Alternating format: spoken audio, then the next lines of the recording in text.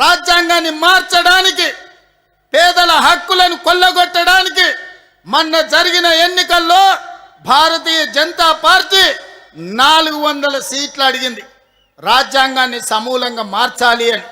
కానీ ప్రజలు, కమ్యూనిస్టులు, కాంగ్రెస్ పార్టీ, మా నాయకుడు రాహుల్ గాంధీ గారు అందరితో నిలబడి కాంగ్రెస్కు అధికారం ఇవ్వండి, ఒకవేళ బీజేపీకి 400 సీట్లు ఇస్తే రాజ్యాంగాన్ని సమూలంగా మారుస్తారు, రిజర్వేషన్లు రద్దు చేస్తారని ప్రతి గ్రామానికి వెళ్ళి చెప్పిండు. అందుకే ఈనాడు బీజేపీకి 240 సీట్ల దగ్గరనే ఆగింది. మరి పరోక్షంగా ఈనాడు మళ్ళీ రాజ్యాంగాన్ని చెరబట్టడానికి భారతీయ జనతా పార్టీ ప్రయత్నం చేస్తుంది.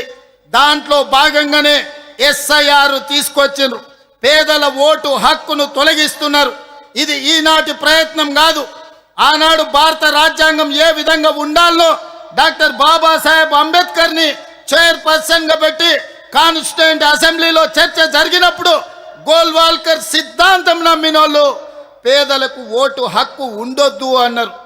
ఆనాడు డాక్టర్ బాబాసాహెబ్ అంబేద్కర్, మహాత్మా గాంధీ గారు పేదలకు ఓటు అనే హక్కు ఆయుధాన్ని చేతిలో పెట్టి పరిపాలన చెయ్యడానికి ఎవరు ఉండాలో నిర్ణయించమనే అధికారం ఇచ్చిండు.